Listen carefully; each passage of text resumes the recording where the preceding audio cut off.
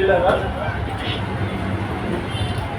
మన పాఠ్యాంశం అసూయ, ద్వేషం, మత్సరం, ఈర్ష్య అనే విషయంలో నడుస్తూ ఉన్నాయి.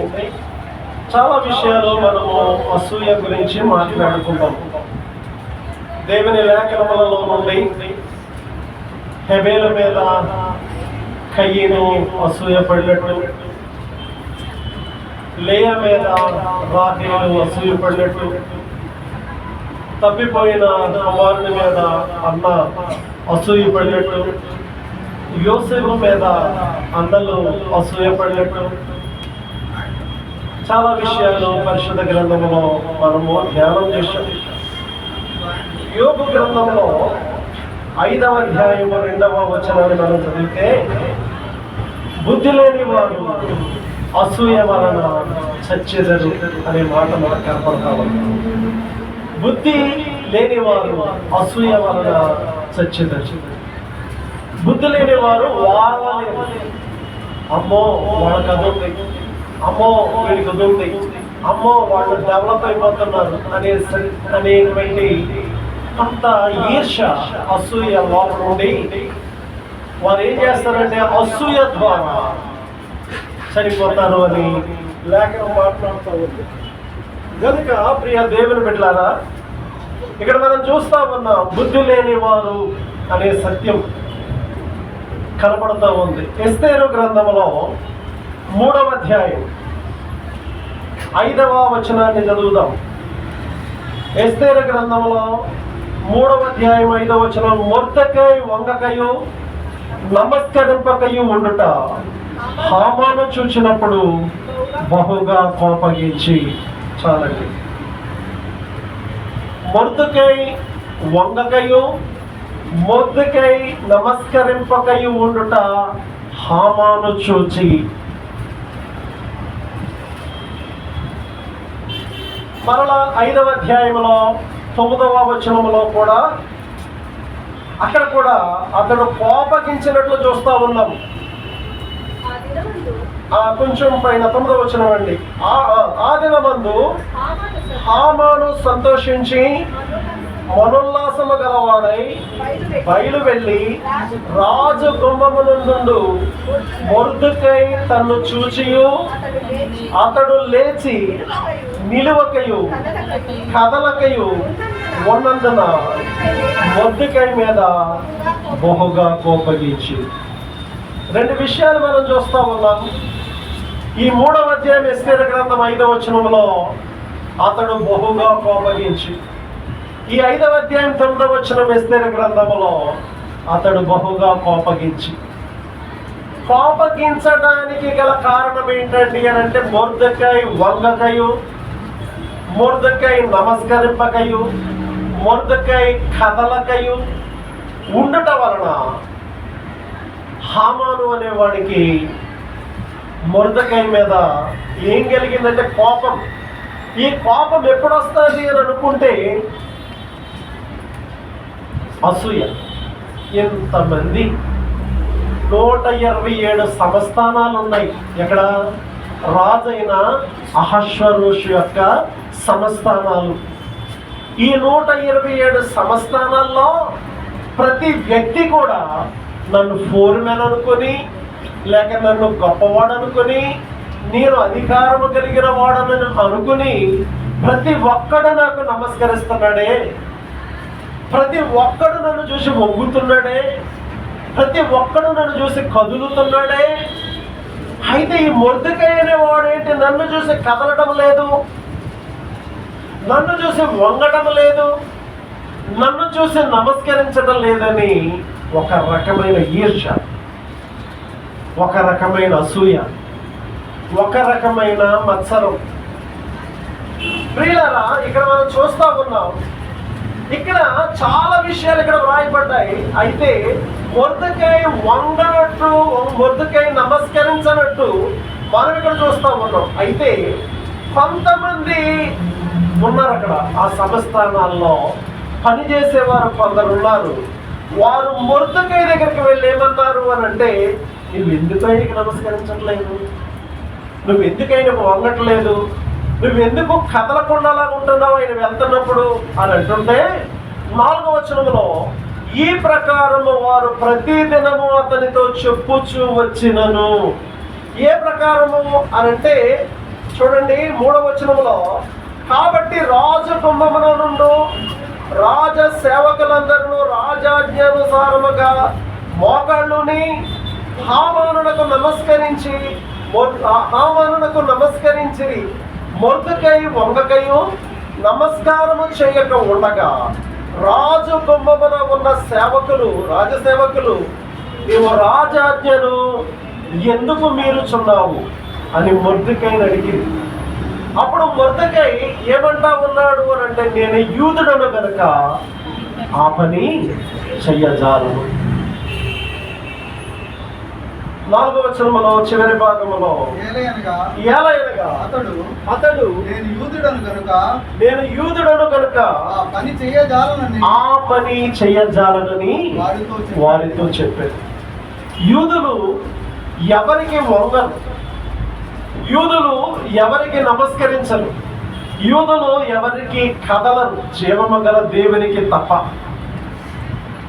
కనుక ఇప్పుడు ఈ యూదులు చెరపట్టబడిన వారు. మొర్దెకై యూదుడు, చెరపట్టబడిన వాడు.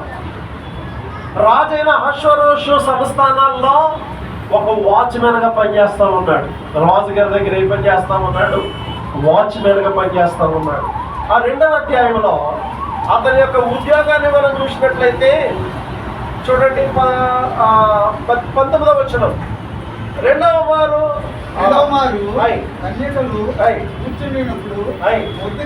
మొర్దెకై రాజు గుమ్మములో కూర్చుండి ఉండెను. మొర్దెకై ఉద్యోగం ఏంటండి అని అంటే రాజుగారి గుమ్మంలో కూర్చొని వాచ్మెన్ పని చేయాలి. ఈ వాచ్మెన్ పని చేసేవాడు ఏం చేయాలి? వెళ్ళేవాడికి వచ్చేవాడికి నమస్కారం చేయాలి.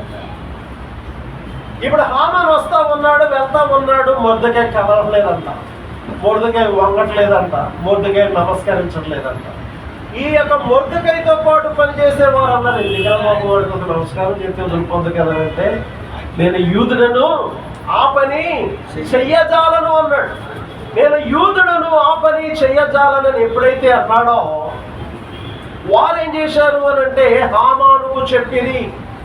4వ వచనంలో 3వ అధ్యాయం 4వ వచనంలో చూడండి, ఈ ప్రకారము వారు ప్రతిదినము అతనితో చెప్పుచూ వచ్చినను అతడు వారి మాటలు చెవిని పెట్టకపోయేను కనుక వారు మొర్దెకై యొక్క మాటలు స్థిరపడునో లేదో చూద్దామని దానిని హామానుకు తెలియజేసి, అయ్యా హామాను గారు, మన సంస్థానంలో రాజుగారి దగ్గర ఒక ఆయన ఉన్నాడు, పేరు మొర్దెకై. అతడు నీకు నమస్కరించట్లేదు. ఎరా బాబు అని అంటే, నేను యూదుడను ఆ పని చేయలేను అన్నాడు అని చెప్పిన వెంటనే ఈ మొర్దెకై బహుగా కోపించి మొర్దెకైను సంహరించక స్వల్ప కార్యమని ఎంచుకొని మొర్దెకైని చంపాలని కదండి, మొర్దెకైని చంపవలనని సంహరించవలనని. చూడండి 6వ వచనం, మొర్దెకై ప్రాణం మాత్రము తీయుట స్వల్ప కార్యమని ఎంచి మొర్దెకై జనులు ఎవరైనది తెలుసుకొని అహష్వేరోషు రాజ్యమంతటి యందు మొర్దెకై స్వజనులను యూదులందరినీ సంహరించుటకు ఆలోచించి ఒక వ్యక్తి నమస్కరించలేని కారణాన్ని బట్టి మొర్దెకైని చంపేయాలనుకున్నాడు హామాను. అదే సమయంలో 127 సంస్థానంలో ఉన్నటువంటి యూదులందరినీ కూడా చంపేయాలి అని ఒక కంకణం పట్టుకుని ఉన్నాడు. ఈ కంకణం పట్టుకున్న వాడు కుదురున్నాడా? రాజైన అహష్వేరోషు దగ్గరికి వెళ్ళాడు. అయ్యా రాజుగారు అని 8వ వచనంలో అక్కడ అంతటా హామాను అహష్వేరోషుతో చెప్పినదేమనగా, మీ రాజ్య సంస్థానములన్నిటి యందు ఒక జనులలో ఒక జాతి వారు చెదిరి ఉన్నారు. ఏమంటున్నాడు అంటే, అయ్యా రాజుగారు, మీ రాజ్య సంస్థానములన్నిటి యందు జనులలో ఒక జనము ఒక జాతి వారు చెదిరి ఉన్నారు. వారి విధులు సకల జనుల విధులకు వేరుగా ఉన్నాయి. వారు రాజు యొక్క ఆజ్ఞను గైకొన్న వారు కాదు కనుక వారిని ఉండనిచ్చుట రాజులకు ప్రయోజనకరము కాదు. రాజు గారికి సమ్మతి అయితే, అక్కడ ఒక మాట ఉంది, రాజులకు సమ్మతి అయితే వారు హతము చేయబడినట్లు చట్టము పుట్టించమనగా. ఆలోచన చేస్తున్నారా? ఈర్ష్య అనేది ఎంత భయంకరమైనది అని అంటే, పరమగీతాల గ్రంథం 8వ అధ్యాయం 6వ వచనంలో ఈర్ష్య అనేది ఎలాంటిది అని అంటే, దాని జ్వాల పాతాళపు జ్వాల వంటిది అన్నాడు. దాని జ్వాల అంటే పాపము అనే జ్వాల. ఈర్ష్య యొక్క పర్యవసానం ఏంటండి అని అంటే కోపం. వీడు నాకు నమస్కరించడా, నేను 127 సంస్థానాలకు అధిపతిగా ఉన్నానా, అలాంటి నన్ను వీడు నమస్కరించడా, కాబట్టి వీడిని చంపేయాలి. కాబట్టి ఈ 127 సంస్థానంలో ఉన్న యూదులందరినీ చంపేయాలి. రాజా, నీ రాజ్య సంస్థానాల్లో ఒక జాతి మరిచిదివి ఉన్నాడు. వారి విధులు సకల జనుల విధులకు విరోధముగా ఉన్నాయి, వేరుగా ఉన్నాయి. వారు రాజాజ్ఞను వినువారు కాదు, వారిని బ్రతకనిచ్చుట ప్రయోజనకరము కాదు. ఎంత బాధాకరమండి. లోపడేం రగిలిపోతా ఉంది అని అంటే కోపం. ఎందుకు కోపం అని అంటే, మొర్దెకాయి మీద ఎక్కడి నుండో చెరపట్టబడినాడు వచ్చి ఇక్కడికి నాకు నమస్కరించడా అని ఒక రకమైన ఈర్ష్య పెట్టుకున్నాడు.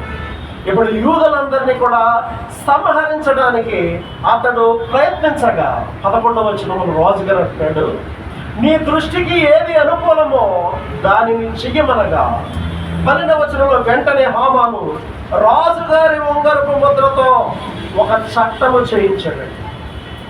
చట్టం చేయించి 13వ వచనంలో ఏంటా చట్టం అని అంటే, యూదులందరినీ ఒక్క దినములోనే చంపేయాలి. అందులో మొర్దెకాయి కూడా ఉంటాడు.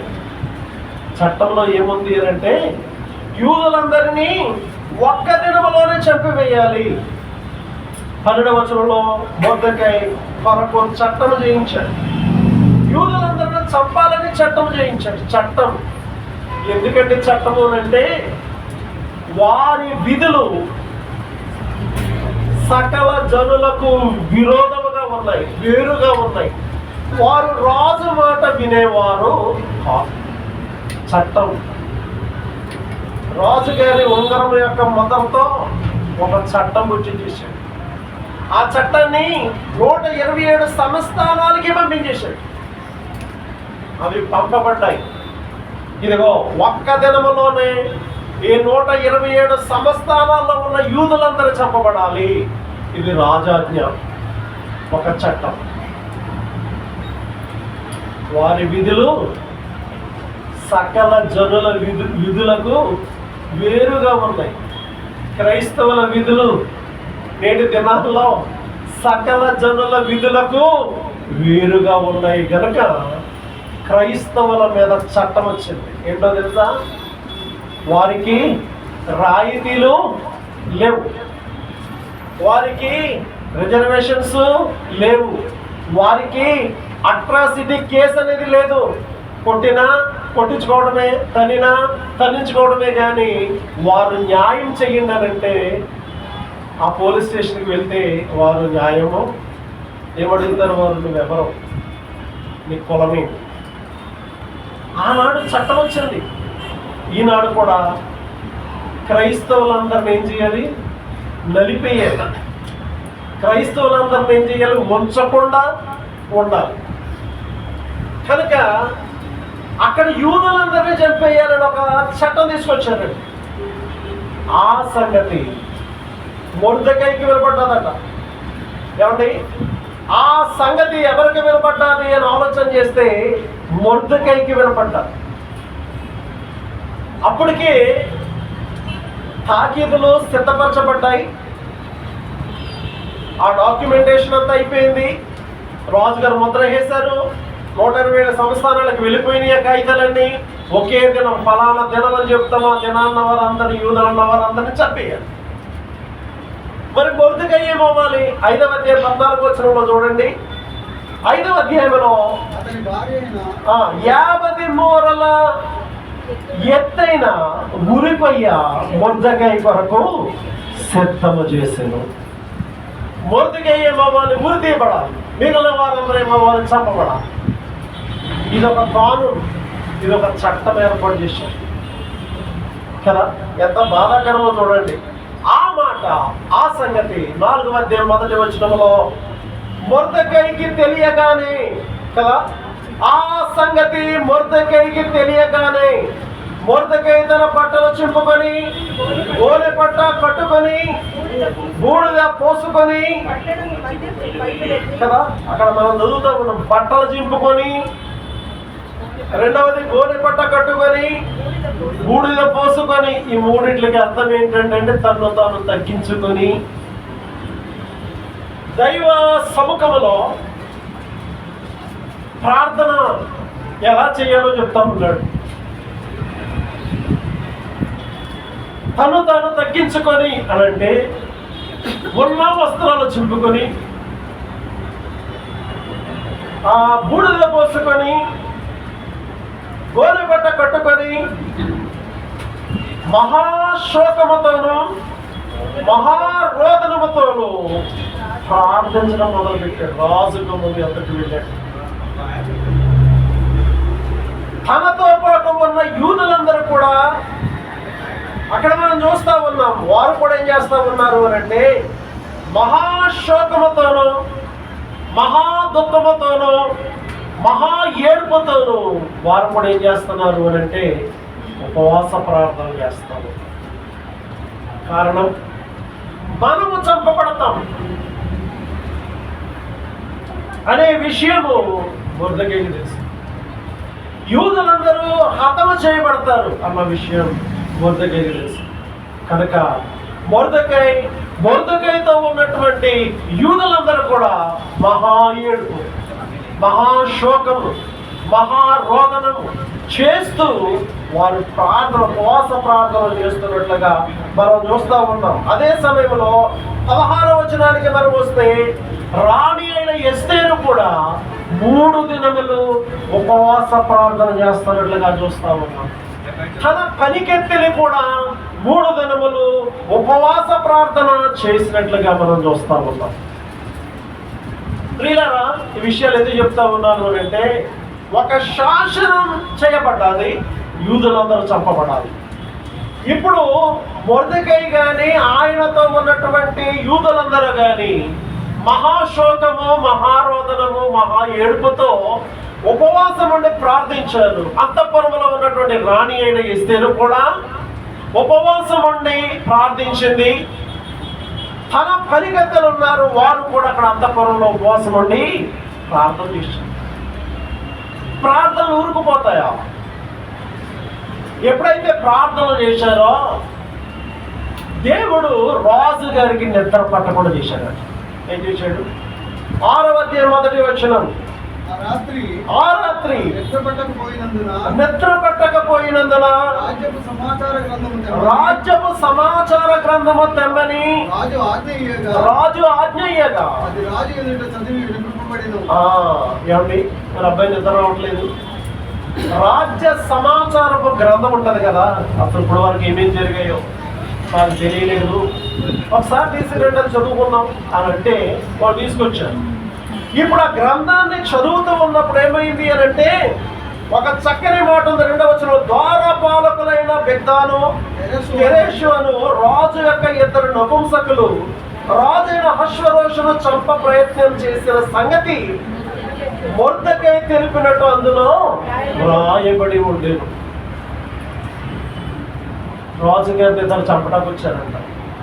మరి ఈయన వాచ్మెన్ కదా మొర్దెకై. ఆ సంగతి ఈ మొర్దెకై ప్రజలకు చెప్పి రాజుగారిని చంపకుండా కాపాడాడు.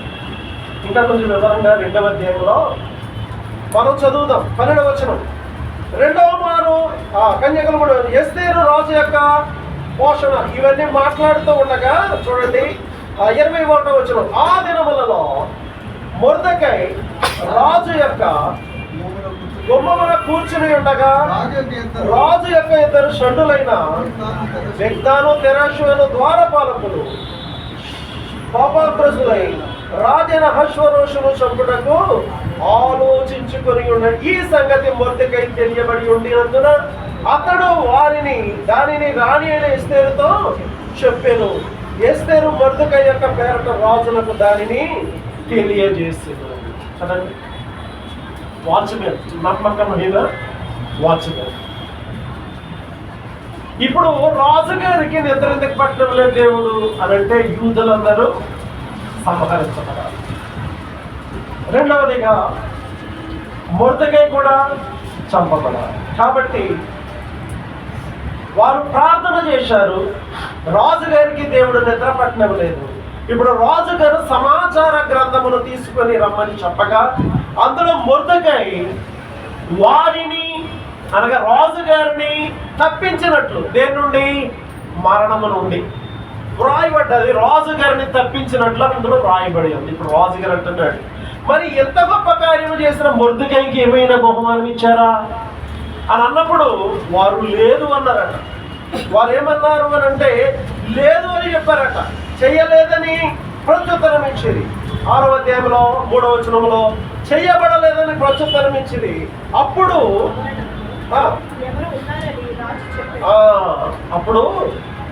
ఎవరో వచ్చారండి అని చెప్పారట.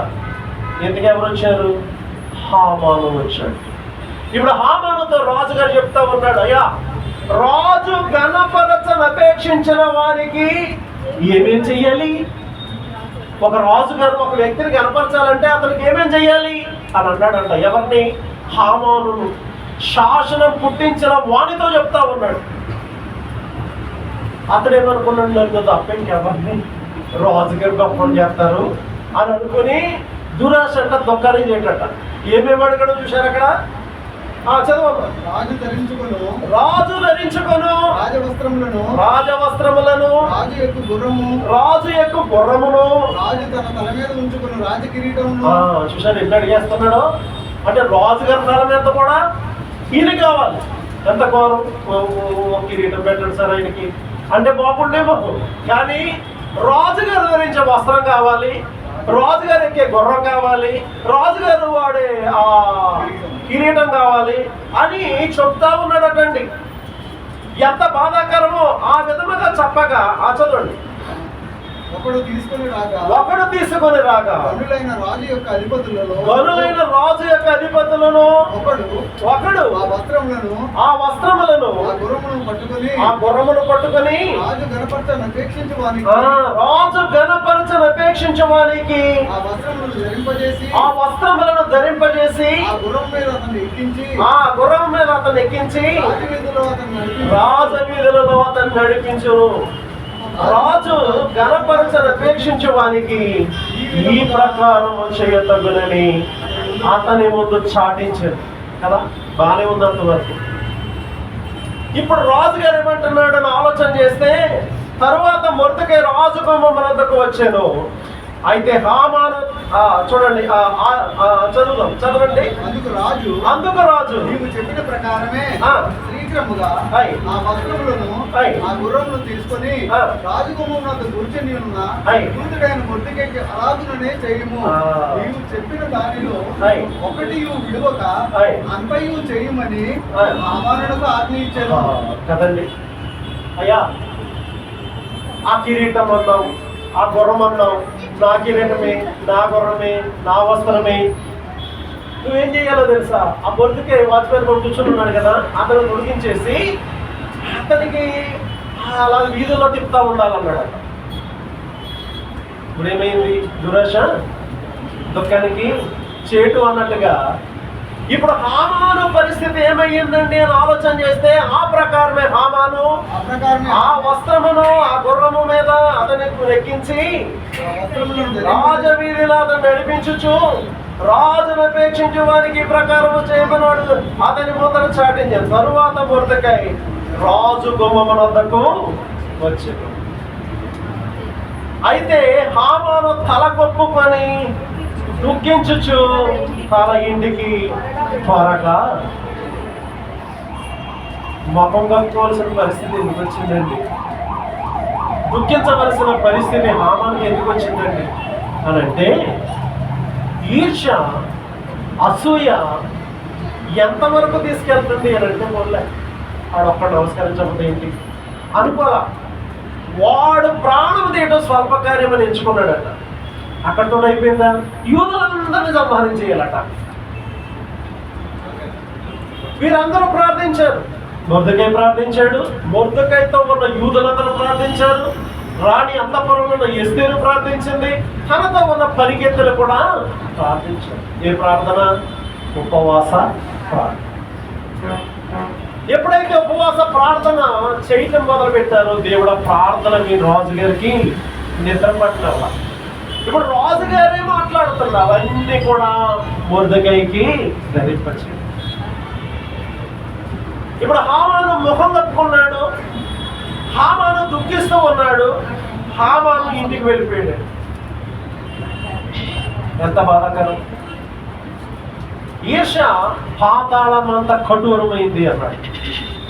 ఆ ఈర్ష్యను బట్టి అతనికి ఏం కలిగింది అని ఆలోచన చేస్తే, అతడు ముఖము కప్పుకోవలసినటువంటి దుస్థితి, అతడు ఏడవలసిన దుస్థితి, దుఃఖించవలసిన దుస్థితి అతనికి వచ్చినట్లుగా మనం చూస్తా ఉన్నాం. ఎంత విచారకరమైన ఆలోచన చేస్తే చాలా బాధాకరం. కనుక ఇప్పుడు మొర్దెకై కిరీటం వచ్చింది, ప్రశస్త వస్త్రాలు, రాజవస్త్రాలు వచ్చాయి, గుర్రం ఎక్కాడు, ఎవరి సముఖంలో వచ్చాడు? రాజైన అహష్వేరోషు సముఖానికి వచ్చాడు.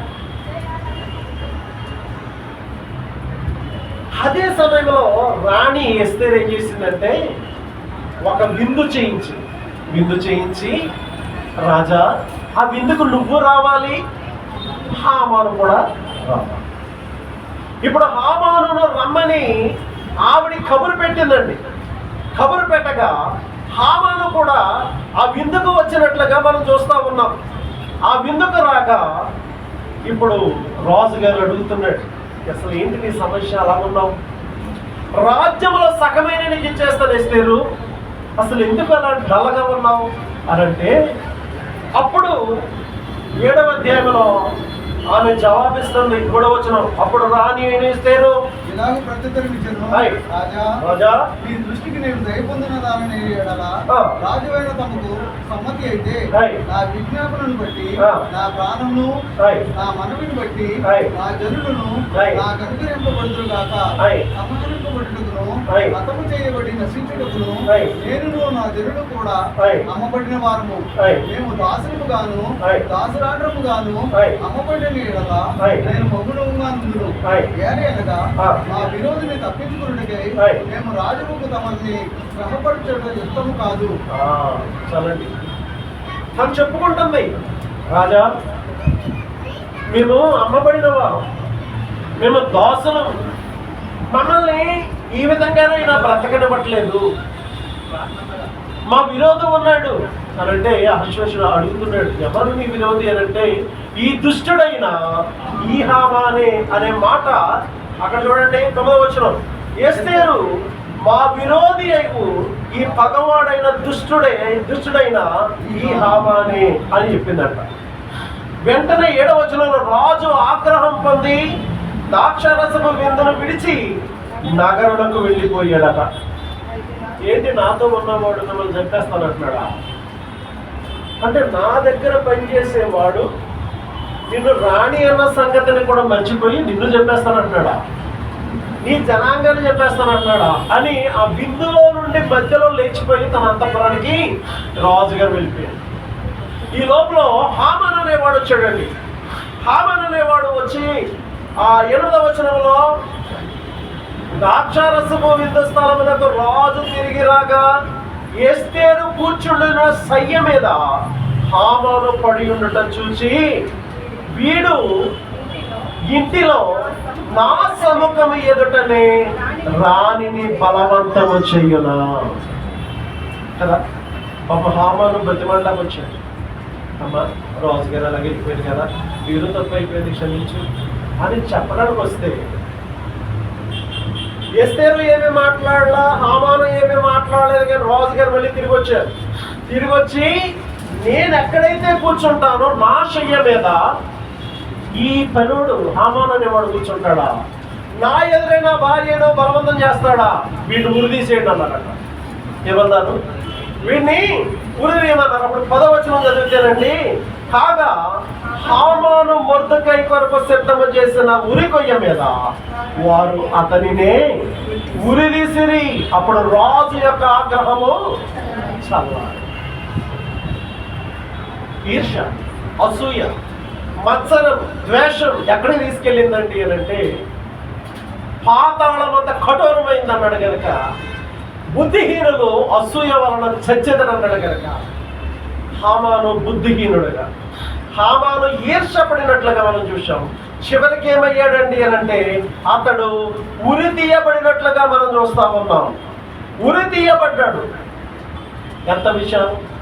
అందరిని చంపించేస్తానన్నాడే, అందరిని చంపించేస్తానని ఒక తాకిది ఏర్పాటు చేశాడే, 127 సంస్థానాల్లో దాన్ని పంపించేశాడే, మొర్దెకై కొరకు ఉరి వాటి తయారు చేసేసాడే.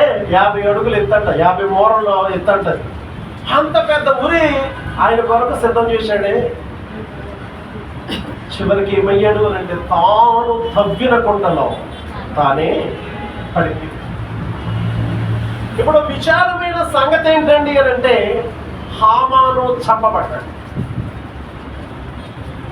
ఎస్తేరు 7:10 మొర్దెకై కొరకు సిద్ధము చేయబడిన ఉరి కొయ్య మీద అతన్ని ఉరిదీసేశారు. ఎవరిని? హామాను. రెండవది చూడండి, ప్రకటన 9వ అధ్యాయం 14వ వచనంలో హామాను 10 మంది కుమారులను కూడా ఉరిదీసేశారండి. హామాను యొక్క 10 మంది కుమారులు కదా, ఆయన చనిపోయాడు, అతను 10 మంది సంతానం అంట. ఆ 10 మంది కుమారులు చంపబడ్డారు. 8వ అధ్యాయం 1వ వచనానికి వస్తేనండి, ఇప్పుడు హామాను యొక్క ఇల్లు ఉంది కదా, అది ఎస్తేరుకు ఇవ్వబడను కదా. అప్పటి వరకు నా ఇల్లు, నా పిల్లలు, ఈమె వరకు ఉంటాడు. నా ఘనత, రాజుగారి కిరీటం నాకు చేయాలి, ఆయనకే గౌరవం నాకు చేయాలి, ఆయన వస్త్రాలు నాకు చేయాలి. అబ్బా ఎంత హంభావంగా ఉంటాడో. అతడు చంపబడ్డాడు. దేని ద్వారా? అసూయ ద్వారా. అతని 10 మంది కుమారులు ఉరి తీయబడ్డారు. దేని ద్వారా? ఈ తండ్రి చేసినటువంటి అసూయ కార్యక్రమాల ద్వారా. అతని ఇల్లు ఉంది కదా, ఆ ఇల్లు ఇప్పుడు ఎవరికి వచ్చింది? 8వ అధ్యాయం 1వ వచనంలో హామాను ఇల్లు ఎస్తేరుకు ఇవ్వబడ్డారు. ఆ 8వ అధ్యాయం 2వ వచనంలో హామాను ఉంగరం మొర్దెకైకి ఇవ్వబడ్డాడు. చూడండి ఎలా వెళ్ళిపోతా ఉన్నాయో. హామాను చచ్చిపోయాడు, హామాను కుమారులు చచ్చిపోయారు, హామాను ఇల్లు వెళ్ళిపోయింది, హామాను ఉంగరం వెళ్ళిపోయింది. 15వ వచనంలో హామాను ధరించిన వస్త్రములు అవి కూడా వెళ్ళిపోయినాయండి. అనగా మొర్దెకై ధరిస్తా ఉన్నాడు. ఇంకా కొంచెం చదివితే హామానుకున్న కిరీటము కూడా పోగొట్టుకున్నాడు. అనగా హామాను కిరీటాన్ని పోగొట్టుకున్నాడు, హామాను వస్త్రాలు పోగొట్టుకున్నాడు, హామాను కుమారులను పోగొట్టుకున్నాడు, హామాను ఉంగరాన్ని పోగొట్టుకున్నాడు, హామాను ఇల్లును పోగొట్టుకున్నాడు. కారణం ఈర్ష్య, అసూయ. కాబట్టి ఆఫ్టర్ ఆల్ వీడు నాకు నమస్కరించడా, వాడు చంపేయాడు, వాళ్ళందరూ చంపేయాలి. ఎంత ఈర్ష్యతో బతికాడు హామాను. అక్కడ మనం చదువుతూ ఉన్నట్లయితే చాలా బాధాకరం అండి. అప్పుడు ఏం కలిగిందండి అని అంటే 8వ అధ్యాయం 16వ వచనంలో, 8వ అధ్యాయం 16వ వచనం, యూదులందరికీ క్షేమమును, ఆనందమును, సంతుష్టియు, ఘనతయు కలిగెను కదండి. ఇప్పుడు యూదులందరికీ ఏమి కలిగిందండి అని అంటే ఆనందం. మనం చంపదానన్నప్పుడు చచ్చిపోయాడు, ఆనందం కదా. సంతుష్టి, క్షేమము, ఘనత కలిగెను. 17వ వచనంలో అది యూదులందరికీ శుభదినము. ఏ దినం అండి? అది యూదులందరికీ శుభదినము. ఆ దినాన్న వారందరూ విందు చేసుకున్నారట. కాబట్టి ఆ దినాన్న వారందరూ ఏం చేశారు అని అంటే విందు చేసుకున్నారు. హామానే చచ్చిపోయాడా? హామాను కుమారులు చచ్చిపోయారా? కాదు కాదు. 11వ వచనం, 8వ అధ్యాయం 11వ వచనంలో ఆ దినాన్న ఆ జనుల సైనికులందరినీ యూదులు చంపేశారండి. ఆ దినాన్న వారి కుమారుల శిష్యులను, చిన్న చిన్న పిల్లలు కూడా యూదులందరూ చంపేశారండి. ఆ దినాన్న ఆ స్త్రీలందరినీ కూడా యూదులు ఏం చేశారు? చంపేశారు. హామాను ఒక్కడే చావాల. హామాను 10 మంది కుమారులు తెచ్చుకుంది. హామాను ఒక్కడే చావాల. హామానుతో ఉన్నటువంటి అగాగీయుడైనటువంటి హామాను అంటాడు. హగకు సంతతి వారందరూ కూడా ఏమయ్యారు? స్త్రీలు కానీ పురుషులు కానీ. ఒకసారి స్త్రీలు రవి గారు చెప్పారు దీని గురించి. కాబట్టి ఎలాగెలాగో తప్పించుకుని వచ్చాడు ఒకడు. ఎక్కడికి? సౌలు దగ్గరికి. కనుక ప్రియుల ఆలోచన చేయండి. అగగు అనేవాడిని కడగా పట్టుకున్నాడంట సౌలు. అగగు అనేవాడిని కడగా పట్టుకున్నాడంట. ఎందుకు? ఈ అగగు అనేవాడు ఎక్కడ వాడు? హామాను సంతతి వాడు. కనుక ఆనాడు హామాను అప్పుడే చంపబడలేదు. హామానుతో పాటు హామాను 10 మంది కుమారులు చెప్పుకుంటారు. హామానుతో పాటు అగగీలందరూ చంపబడ్డారు. స్త్రీలేంటి, పిల్లలేంటి, ప్రతి ఒక్కరూ చంపబడ్డారు కదా. ఎంత బాధాకరమో. పగవారందరిని చంపి అప్పుడు వాళ్ళు ఎలా ఉన్నారు చూడండి. 9వ అధ్యాయము 16వ వచనం అండి. పగవారందరిని చంపి బాధ లేకుండా నెమ్మది పొందాను. ఇప్పుడు యూదులందరూ ఏం పొందారు? అసలు వాళ్ళకి బాధ అనేదే లేదు. శత్రువు అనేవాడే లేకుండా పోయాడు. శత్రుశేషం లేదుక. కనుక వారు ఆ పగవారందరినీ చంపి బాధ లేకుండా నెమ్మది పొందారు. ఇప్పుడు నమ్మకమైన వాచ్మెన్ అయిన మొర్దెకై ఏమయ్యాడు? 10వ అధ్యాయం 3వ వచనంలో, 10వ అధ్యాయం 3వ వచనంలో యూదుడైన మొర్దెకై రాజైన అహష్వేరోషునకు ప్రధానమంత్రిగా నుండి కదండి. ఎంత గొప్ప భాగ్యం అండి. ఎక్కడ వాచ్మెన్? చాయ్ వాలా అక్కడ. ఇప్పుడు ఏమన్నాడు? అబ్బాయి బంగారం కొనొద్దు. దౌర్భాగ్యం. చదువులేదు కదా. చదువులేని వాడిని ఏదో ఉంటుంది అలాగా. బంగారం కొనొద్దు, పెట్రోల్ వాడొద్దు, బంగారం కొనకూడదు, పెట్రోల్ వాడకూడదు. ఏం వాడకూడదు అంటే మన ఆయన జరగవచ్చా? ఆయన పెట్టే అన్నీ కూడా డ్రెస్ కోడంతా కూడా కోట్ల రూపాయలే. ఆయన కారు, ఆయన వీళ్ళు రవిగారు తెలుసు, ఆయన విమానం 1 ఆఫ్ ద హైయెస్ట్ కదా. ఆలోచన చేయండి. ఆయన కార్లు ఎలాంటి కార్లో లీటర్ వచ్చి 1/2 కిలోమీటర్ వస్తుందట. అలాంటి కార్లు ఆయన తిరగచ్చు. కానీ మనం ఏం లేదు, చదువు లేదు. కనుక ఆలోచన చేయండి. ఇక్కడ ఏముంది? మతం ఉంది. చదువు లేదు కానీ అన్నాడు కదా. ఒకటి ఓ పేరు ఎత్తుతాడు, ఇవ మావాడు అంటారు. ఓ దేవుడు పేరు ఎత్తినప్పటికీ అబ్బో మావాడు అడిగిన పెట్టబెడతాడు, మావాడు. ఆలోచన బాధాకరం. ఆనాడు కూడా ఇవే జరిగాయి, చరిత్రలో కూడా ఇవే జరిగాయి.